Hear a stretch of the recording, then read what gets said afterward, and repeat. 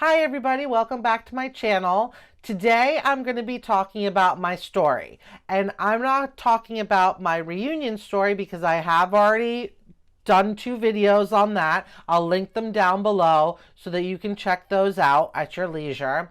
I'm going to be talking about my relinquishment story, how I got pregnant and how I ended up giving her up for adoption, and why, and all that. It has been asked of me, so I figured I would do the videos on it. It has taken me a while to wrap my head around doing it because obviously it's a very emotional subject and it's quite triggering and everything. So I did take a little time off and did a couple other things while I prepared to do that. So without further ado, let me do my little introduction so those that aren't familiar with me can understand who I am. I am Kat Davald. I am a 47-year-old birth mom, and I am in reunion with my daughter, who is 31, and we've been in reunion for 3.5 years now. Probably a little over 3.5 years at this point because September is when we found each other. Anyways, so I'm going to start at the very beginning and tell you all the little details, because part of it is quite amusing, to say the least. But I am going to tell you all of it, from the beginning of where I met my daughter's father all the way up until after relinquishment, and how I, got through life and everything like that. So when I was 13, I used to go to downtown to hang out. Me and my friend at the time, I had a best friend, we would go downtown and there was this big green and it was called Jessup's Green, and a bunch of us teenagers would hang out down there.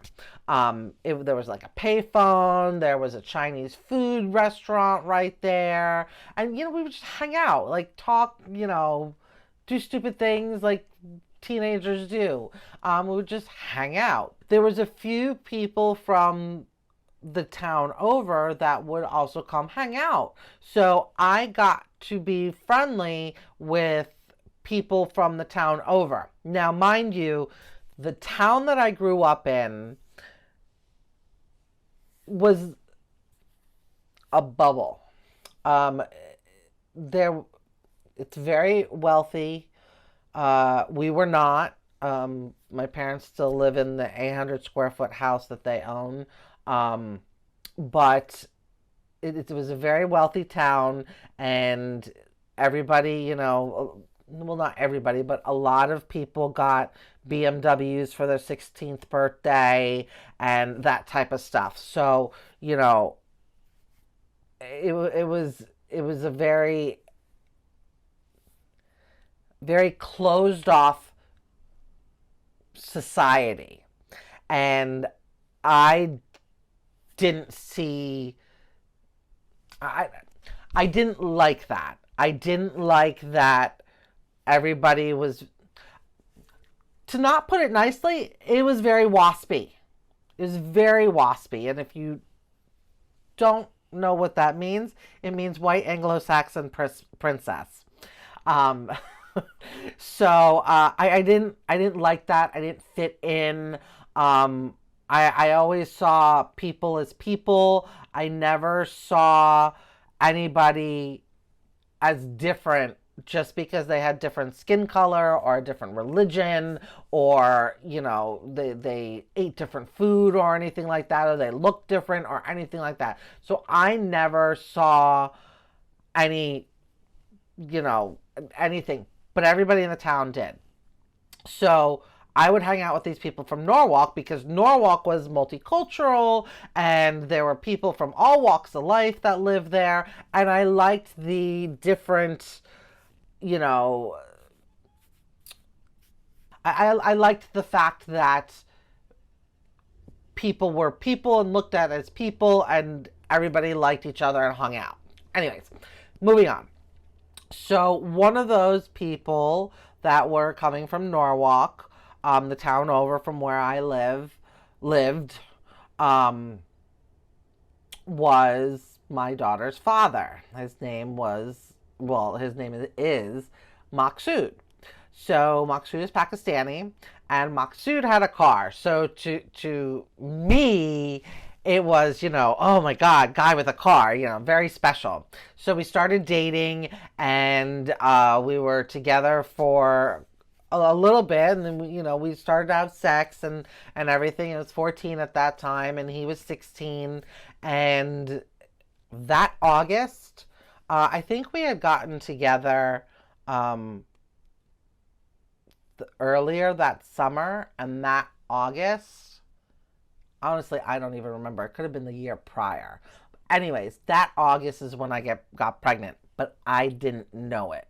Okay, I was a late bloomer, so all the puberty and everything like that, period and everything, that didn't really that wasn't showing its ugly head yet. And that October, I turned 15. Okay, so now I went skiing that winter, not realizing that I was pregnant. Um, my dad lived in the Catskills at that point. My parents were divorced or getting divorced, but sometime they were divorced when I was 15. I remember that. But I went up there to go skiing because he lived in the Catskills, and I spotted, I basically had my period, so I didn't think pregnancy, because at that point my period wasn't normal, it wasn't regulated anyways. So I didn't think anything of it, and I went skiing, and then in February, me and my mom went to Jamaica, and the people who sell, things, they were shaking rattles at me saying, rattle for your baby. My mom was like, no, she's not pregnant. And I don't remember if at that point I knew that I was pregnant. Like, I don't know if I remember.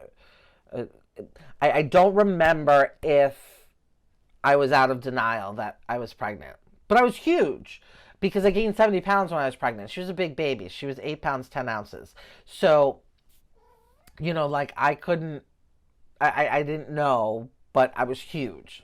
Anyways, so the way I found out what I was pregnant is I had my employer tell me. So now, at that time, I've always been a worker. I've worked, my whole entire life. When I was 13, I was babysitting newborns and everything like that. And so I was working. I was working at a consignment store that wasn't far from my house. I was able to walk there every day. And I would do things like, straightening the racks and ticketing clothes with, whatever sheet she gave me. Little things that, a teenager would do.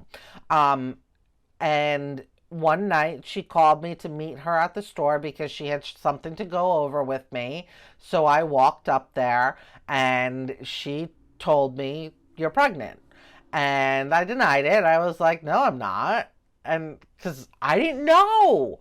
I didn't have morning sickness. I didn't, there was nothing that, but then again, being 14, 15, like, you don't think of that because there wasn't a lot of instruction. I'm a child of the 70s. I was born in 1974. So health class and like the whole baby thing, they rolled out that big cart with the TV on it, put a VCR tape in it, and we watched, the reproduction thing. Like, there was no real, talk. My mother, she would never, she doesn't even like it when you say a body part or anything. She gets all grossed out. So, there was nothing that like, hey, you should watch out for this or anything like that. So I didn't know. I didn't realize I was pregnant. And this was probably late January, early February. Um, but I don't honestly remember when exactly as it was.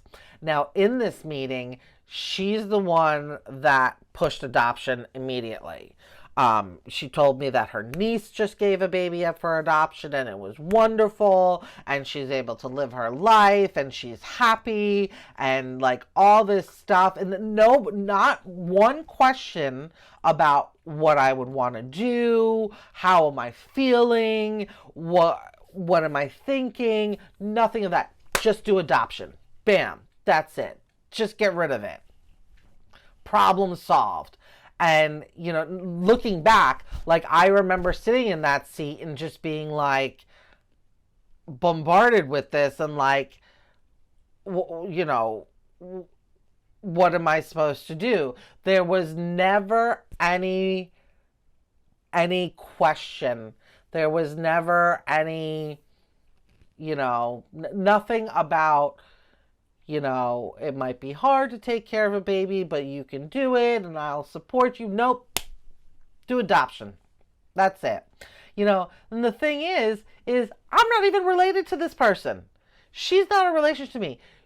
I just worked for her. Okay. She is the mother of my sister's friend or previous friend. So like I got the job because of that, but like I'm not related to her. And so because of that, I'll never, ever, ever forgive her for pushing adoption and telling me how wonderful it is. You know, I wonder how her niece feels right now. I wonder if her niece is in reunion with her child. I wonder how that all went down. You know, so I'll never forgive her. And I'm tempted, because she still owns a consignment store, I'm tempted to go in there and tell her just how wonderful, you know, adoption has been for me in my life, because it's been nothing short of miserable, except for reunion, because my daughter's cool. Anyways. Now, moving on from that, okay, at this point, I was, like I said, I was big. I was very big. And school decided that they were going to pull me out of swimming. So they pulled me out of swimming because we had swimming class, like that was like a PE class, a phys ed class. So they pulled me out of swimming and they made me sit on the sidelines. They told me, you know, I tell my mother, but within 24 hours, they were doing it for me. They never gave me a chance. The dean of the school, because my school was set up kind of like, we had what's called arena, and arena was like choosing your own classes and making sure they fit in, because they wanted to prep you for college. So we had deans instead of housemasters like the other schools and everything. So it was a little bit more structured like that. But so my dean called her and told her that I'm pregnant, never even gave me a chance to, which, I mean, this was all a violation of my rights and what the school did to me, and it should never have happened. But they ended up kicking me out. They kicked me out of school. They made me homeschool. So, well, let me back up a second too. So the dean called her and they ended up kicking me out of school, which is illegal. You can't just kick somebody out of school because they're pregnant, but I didn't know that at this point. This was 1990, and, you know, things were very archaic still. You know, it was hush hush, and they made me tell everybody, and they okay, well, we're going to tell people that you have a slipped disc in your back. Why? Why can't we tell them that I'm pregnant? You know, like, but I just went along with everything because I was scared. I was like, nobody was giving me an option for anything. Nobody was saying, how do you feel? What do you want to do? This is, you know, you got to leave school. You're a liability. I remember them telling me that. You have to leave school. You're a liability. Are you kidding me? So it was highly illegal. So back to them telling my mother. Um, well, let me finish that. So they kicked me out of school. I did get homeschooled, and I was able to finish out that year of homeschooling. So I had a tutor come to the house, and she would tutor me, and I would get the grades for the final year, and I was able to complete. That was my sophomore year. So moving on to when my mom found out when the dean called her. So I remember her being really pissed. She came to the school and picked me up, and the look in her eyes were fire. And she just wouldn't say anything to me. And then we got into the house, and I sat down on the couch, and I remember her starting to scream at me. She screamed at me, why am I doing this to her? Why? Why am I doing this to her? And then, I don't want no fucking baby in this house. And I'll never forget those words. Never. So I'm mortified. Not mortified, I'm petrified. I'm petrified. Like, what, what is she going to do? So, what am I supposed to do? What am I supposed to do? I have to do what she wants me to do. Because, she just yelled at me that she doesn't want an effing baby in this house. So what was I supposed to do? She made it clear. Never asked me what I wanted. Never comforted me. Never said it'll be okay. We'll figure it out. Nope. No, I planned all this to make her life miserable. Because why was I doing this to her? Because it was a plan. It was a plan. I wanted to make your life miserable. So I felt so ashamed.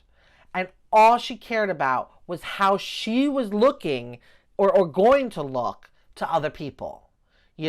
This was hidden from everybody. My parents hid it from everybody. Nobody knew. When I didn't.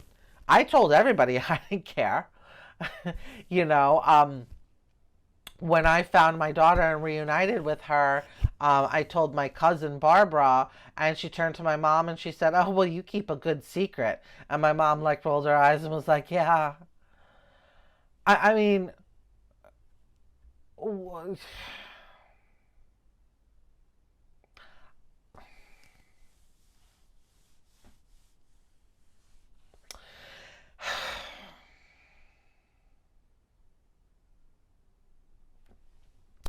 so, like I was saying, there was no question to me about if I wanted to keep my daughter or about any kind of support or anything about me. It was all about everybody else. Okay? She never asked if I was okay.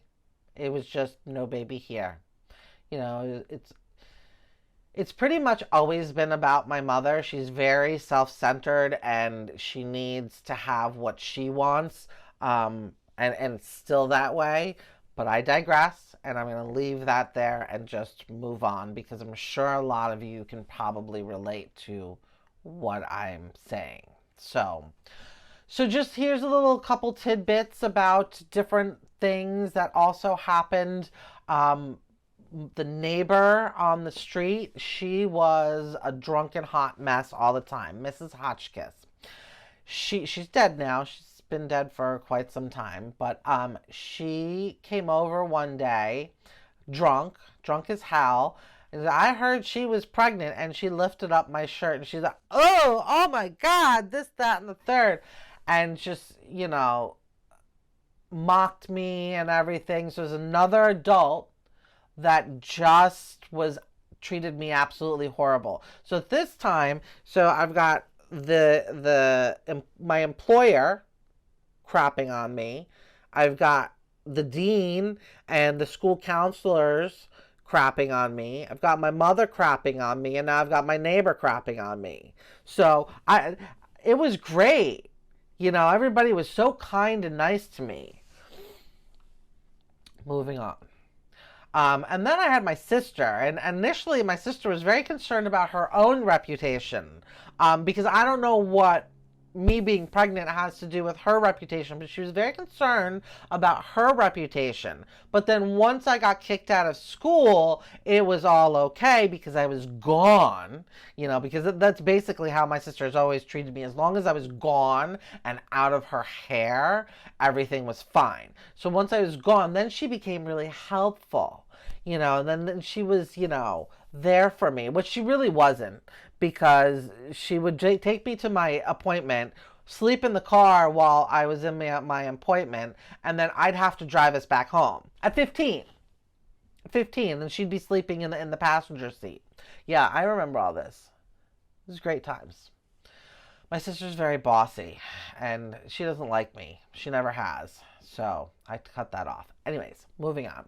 Then there was her friend Colleen. Now, Colleen is the daughter of my employer of the consignment shop. Okay. So she attached to me like a leech because this was just her opportunity to shine. I don't know how, but this was her opportunity. Okay. So crazy runs in the family. Okay. Her mother crazy. She's crazy. They're all crazy. Colleen took it upon herself to be my surrogate sister. And she would also bring me to appointments and everything. And all of that, sisterly type of stuff. She didn't have any sisters. She had two brothers. But, it was just, this was an amazing thing to be a part of. And, she takes me to doctor's appointments and my adoption agency appointments and all of that stuff. But the thing is that nobody actually came with me to the appointments. I think my sister came to like one appointment to like ask certain questions that, she deemed appropriate or anything. But nobody came to me, like the doctor's appointments, nobody, I had no one be my, what do they call it? Not guardian. Basically, I did all the appointments on my own. Everything was on my own. So I didn't get any kind of ultrasounds or copies of anything. Nobody really told me about my baby or anything. They were just go to this appointment, go to that appointment, and nothing. So, and I didn't know, you know, what to ask because I'm 15. So my mother was never there. Nobody. And so one time at one of these appointments, and I don't remember if it was an appointment or if it was actually when I was in labor, but one nurse said to me, she said, "Oh, you're 15. You're just going to be a statistic and you'll have another baby by the time you're 18. And I remember just being mortified, just being like it's so sad that there was these people in my life that were just so horrible to me. There was not one person except for Colleen. I mean, she's trying to be supported, but it was more crazy because it left really bad triggers for me. Um, it was just crazy that these people just treated me like this, and this is why I say that because it was 1990. So this is why I say I can understand people of the BSE because there's so many similarities in their stories. Crap, now I'm crying. Sorry about that. I'm back. And I forgot my cushion before, so now I'm up higher. Anyways, um, so that's why I can relate to a lot of the stories from the BSE. Um, they make me feel that there's a lot of similarities with some of those stories about just how horrible people were treated and how your parents shunned you and everything like that. So, but then I was in 1990 and it was, getting to be, it was on the cusp of, MTV and 16 and Pregnant and all that type of stuff. So, I was just unlucky to have the situation that I had with the people that I was surrounded by. So, unfortunately for me and my daughter, that was the only choice. It wasn't even a choice. It wasn't even a choice. Now, Maqsood, let's go back to him real quick. Because when he found out, oh, he was a gem too. He still is a gem. Oh, I won't even get into today, but when I told him, after, after my mom knew and everybody knew and everything, once I told him, the first thing he did was grab the telephone book, because telephone books were still a thing back then, and he started calling abortion clinics. And at this point, I was 7 months pregnant. Um, at least they assumed, because they didn't know or anything. Um, so I was 7 months pregnant, and I couldn't get an abortion. I mean, you can't get an abortion today at 7 months pregnant. So, he wouldn't listen to me. I kept trying to tell him, and he was just freaking out. And after I told him, our relationship completely changed. He became distant. He started to ignore me. He would pick me up, like out of obligation, take me to his house. I would not be able to go in through the door anymore. I'd have to climb in through his window that leads to his bedroom. There were times when he would shove me in the closet because his mother was coming or something, and then I would hear him like leave, and I would be stuck there. And then he'd come back like 2 hours later and be like, well, why didn't you come out? And it's, well, because you told me to get in. Because I didn't know. I was scared. I didn't know what the hell was wrong with people. So he stood me up more times than anything. He was just an all-around horrible person during the whole thing. Um, he was not a nice person. I didn't realize what a narcissist he was. Supposedly, still, his father doesn't know. He says his mother doesn't know either, but she does. Um, I didn't know it at the time. But he was gaslighting me, and he was super narcissistic. But everybody was. Everybody was gaslighting me, and everybody was narcissistic towards me. But I just didn't realize it. Uh, so 15, you really don't. So I'm going to end this part here. And the next part I'm going to pick up is my daughter's actual birth and how everything that happened during that. And then I'll go into after I left the hospital without her. Okay, so thank you for watching. Please like and subscribe. I would appreciate it. And I will talk to you soon. Thanks so much. Bye-bye.